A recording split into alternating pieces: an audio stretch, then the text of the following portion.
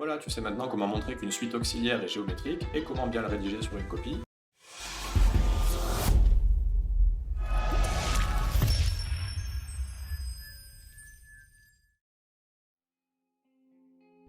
Salut, dans cette fiche méthode, tu vas apprendre à montrer qu'une suite auxiliaire est géométrique. On y va. Alors pour faire cette fiche, on va se baser sur l'exemple suivant.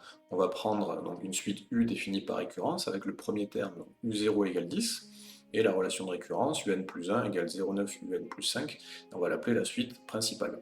Et on va avoir une suite V, donc définie en fonction de U, donc ici pour l'exemple, Vn égale Un moins 50, et cette suite, on va l'appeler la suite auxiliaire. L'objectif de cette fiche, ça va être de montrer que cette suite est une suite géométrique. La première étape, ça va être d'exprimer le terme suivant de la suite auxiliaire. Alors qu'est-ce que ça veut dire? Déjà, la suite auxiliaire, on a vu que c'était V. Le terme général de cette suite, c'est Vn. Donc si tu veux le terme suivant, c'est Vn plus 1. D'accord? Après n, il y a n plus 1. Donc sachant que la seule information que tu as sur ta suite auxiliaire, c'est ça, Vn égale Un moins 50, si tu veux Vn plus 1, seule façon de faire, c'est de remplacer tous les n par des n plus 1 dans cette relation. Tu vois, c'est ce que je t'ai mis là. Ce n, tu vas le remplacer par n plus 1, et ce n aussi. Donc finalement, tu vas te retrouver à écrire ça, Vn plus 1 égale Un plus 1 moins 50. Ensuite, étape numéro 2, ça va être de remplacer le terme suivant de la suite principale par son expression. Alors comme tout à l'heure, tu vois ici le terme général c'est UN, pour la suite principale. Donc le terme suivant, forcément ça va être UN plus 1, d'accord? Donc c'est ce UN plus 1 là.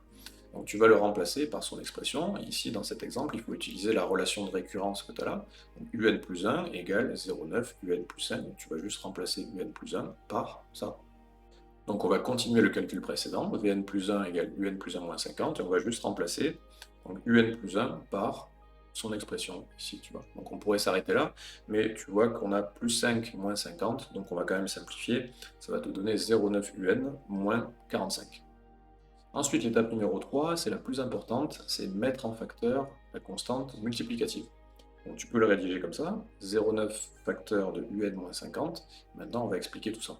Donc déjà, c'est quoi la constante multiplicative? Tu vois, ici on a 0,9 Un moins 45, on a une constante qui est multiplicative, parce qu'on multiplie là, et on a une constante qui est additionnelle ou soustraite, peu importe, c'est pas celle-là qui nous intéresse, c'est celle-là. Donc quand je te dis constante multiplicative, c'est ce 0,9 là, tu vois. Donc on va le retrouver ici en facteur. Ensuite, comment savoir quoi mettre dans ces parenthèses-là? Toi, tu viens de mettre 0,9 en facteur, donc comment savoir qu'ici, il faut mettre Un-50? Alors, dans tous les cas, il faut qu'en redéveloppant, tu tombes sur 0,9 Un 45. Okay, donc il faut que tu fasses 0,9 fois quelque chose égale 0,9 Un, et 0,9 fois autre chose égale 45. Bon, pour le 0,9 UN, je pense qu'il n'y a pas de souci, tu vois bien qu'ici, il faut mettre UN, 0,9 fois UN, ça fait 0,9 UN. En fait, le truc, c'est pour le 50. Pourquoi on a mis 50 ici? Alors, il y a deux façons de voir les choses. Soit tu considères que ce 50, en fait, c'est ce 45 divisé par 0,9 que tu as mis en facteur, donc je te l'ai mis là. Donc c'est tout le temps comme ça, quand tu veux trouver un terme après factorisation, en fait, tu prends le terme avant factorisation et tu le divises par ce que tu as mis en facteur. Bon, ça c'est la première approche. La deuxième approche, c'est de considérer que dans cette parenthèse, en fait, à partir du moment où tu t'es pas planté dans tes calculs avant et que tu as bien mis en facteur ta constante multiplicative, tu vas forcément retrouver l'expression de Vn. Voilà, c'est fait exprès si tu veux. Et ce sera toujours le cas dans ce genre d'exercice, donc je te le mets en remarque ici. On retrouve toujours Vn dans les parenthèses. Moi je te conseille d'adopter une démarche un petit peu entre les deux, c'est-à-dire que tu mets ta constante multiplicative en facteur, ici tu recopies l'expression de Vn, donc dans cet exemple Un-50, mais tu vérifies que ce que tu as mis là correspond bien à tes calculs, c'est-à-dire que tu fais ça sur ça, et tu vérifies que tu tombes bien sur ça. Alors si c'est le cas, très bien. Si c'est pas le cas, c'est souvent que tu t'es trompé quelque part dans tes calculs. Voilà, on a fait le plus dur, donc tu vas voir maintenant ça va être assez tranquille. Étape numéro 4, remplacer le terme entre parenthèses par le terme courant de la suite auxiliaire. Donc, ça fait une phrase un peu longue, mais ça veut juste dire ici, remplacer Un-50 par Vn. Donc tu te retrouves avec Vn plus 1 égale 0,9 Vn. Et tu peux remarquer qu'on tombe sur la relation de récurrence d'une suite géométrique. Tu vois, on a du Vn plus 1 égale Q fois Vn, avec Q qui est égal à 0,9. Donc ici, la raison de notre suite géométrique, ça va être 0,9, tu vois, là, en fait c'est la constante multiplicative qu'on traîne un peu depuis le début, quoi. Ensuite, on a une étape qui n'est pas toujours demandée dans les exercices, mais j'ai préféré la mettre pour que la fiche soit plus complète. Donc, étape numéro 5, calculer le premier terme de la suite auxiliaire. Donc, ce premier terme, en fait, c'est V0. Tu vois. Et V0, pour le calculer, ben, tu reprends juste l'expression de Vn, c'est-à-dire Vn égale Un moins 50, et là tu remplaces tous les n par des zéros. D'accord? Tu vas avoir ça, V0 égale U0 moins 50, et U0, je te rappelle que c'est le premier terme de la suite principale, donc il est donné, tu vois, U0 égale 10, donc tu as juste à le remplacer ici par sa valeur. U0, 10, 10 moins 50, ça te fait moins 40, et tu trouves en fait le premier terme de ta suite auxiliaire. Et enfin, dernière étape, il ne te reste plus qu'à en déduire que la suite auxiliaire est géométrique et donner ses caractéristiques. Donc forcément, pour faire tout ça, il faut connaître ton cours sur les suites, en particulier les suites géométriques, donc je t'invite à aller voir la fiche de cours si tu as besoin. Donc tu peux le rédiger comme ça.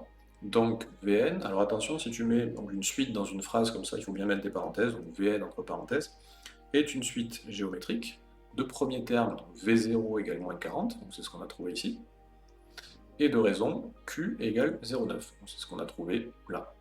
Voilà.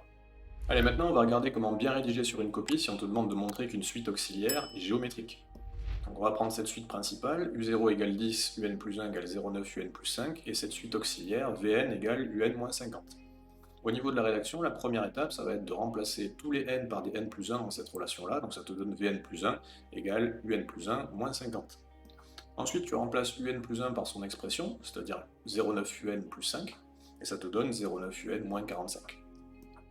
Ensuite, tu vas factoriser par la constante que tu as devant UN, c'est-à-dire ici 0,9, et dans ces parenthèses-là, en fait, automatiquement, tu vas retrouver Vn, c'est-à-dire UN moins 50. Alors, tu vérifies quand même, 0,9 fois UN, ça fait bien 0,9 UN, et 0,9 fois 50, ça fait bien 45.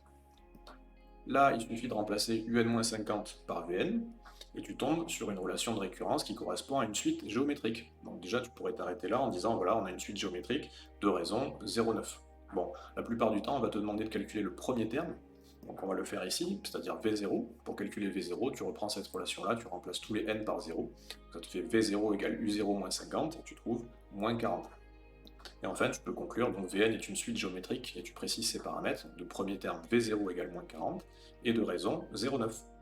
Voilà, tu sais maintenant comment montrer qu'une suite auxiliaire est géométrique, et comment bien le rédiger sur une copie. J'espère que cette fiche méthode t'a été utile, et moi je te dis à bientôt dans la prochaine vidéo.